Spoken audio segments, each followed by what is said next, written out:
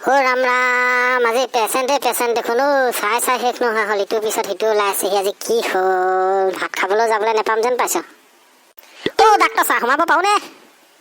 আহক সোমাই আহক। আপোনালোকলৈ ৰৈ আছো, আহক। বাৰু বহক, এই বিচনাতে বহক। বাৰু কওকচোন আপোনাৰ কি হৈছে? তাকেই বোলো, কিনো হৈছে বোলো, ডক্তৰ ছাৰৰ ওচৰৰ পৰা আহোঁগৈ এপাক। কি হৈছে বাৰু কওকচোন, কওক। তাকেহে বোলো, কিনো হৈছে ডক্তৰ ছাৰৰ ওচৰলৈ আহিলোঁ সেইকাৰণে। আৰে কি হৈছে এইটো কওক আকৌ। মই নাজানো, মই আহিছোঁহে আকৌ আপোনাৰ পৰা জানিবলৈ মোৰ কি হৈছে বুলি। কি হৈছে নাজানে, কি ৰকম মানুহ আহে এইবোৰ। বাৰু আপুনি ক'ত কি সমস্যা পাইছে বাৰু সেইটো কওকচোন। কি সমস্যানো পালে? সমস্যা গোটেইবোৰে সমস্যা। আপুনি অকণমান চাই দিয়কচোন, গোটেই সমস্যা মোৰ গাত। আৰু চাই দিছে তেনে চাওঁ অকণমান এইফালে ওচৰলৈ আহক।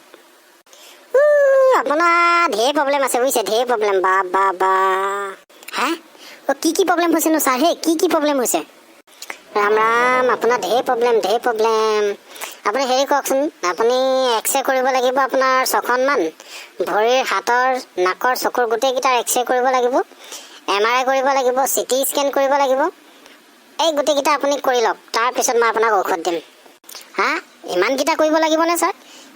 কিমান মান খৰচ হ'ব বাৰু আটাইকেইটাত? লাগিব আটাইকেইটা কৰিব লাগিব আপুনি।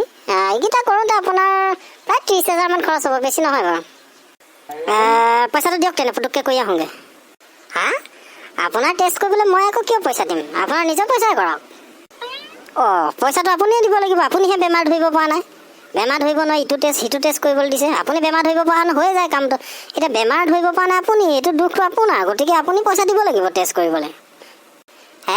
কি কথা কৈছা হয়, বেমাৰ ধৰাটো আপোনাৰ দায়িত্ব। আপুনি কেনেকৈ বেমাৰ ধৰিব পাৰে সেইটো আপোনাৰহে কথা।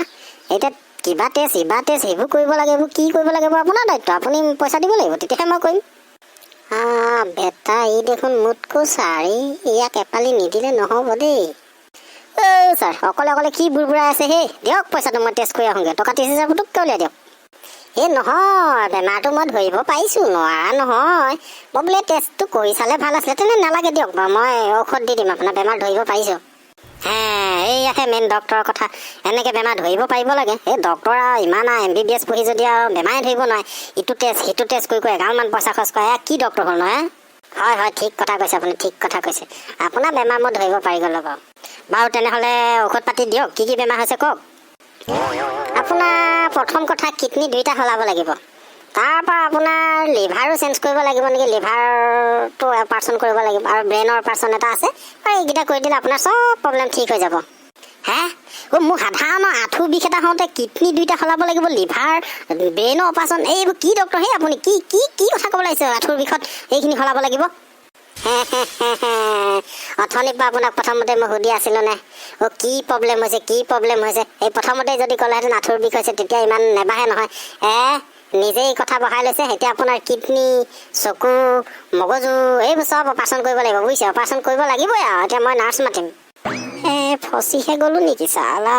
ভাবিছিলোঁ ডক্টৰ অকণমান মূৰটো ঘূৰাওঁ, কি কৰোঁ। নাই, পলাই দিয়াই ভালি, বেলেগ ইনজেকশ্যন দি মাৰিহে পেলাব পাৰে। ৰোগী পলালেই দেখোন চালা। বেটা ডক্টৰৰ লগত ধেমালি কৰিবলৈ ধেমালি চবৰ লগত কৰিবি, এই ডক্টৰৰ লগত নকৰিবি বেটা।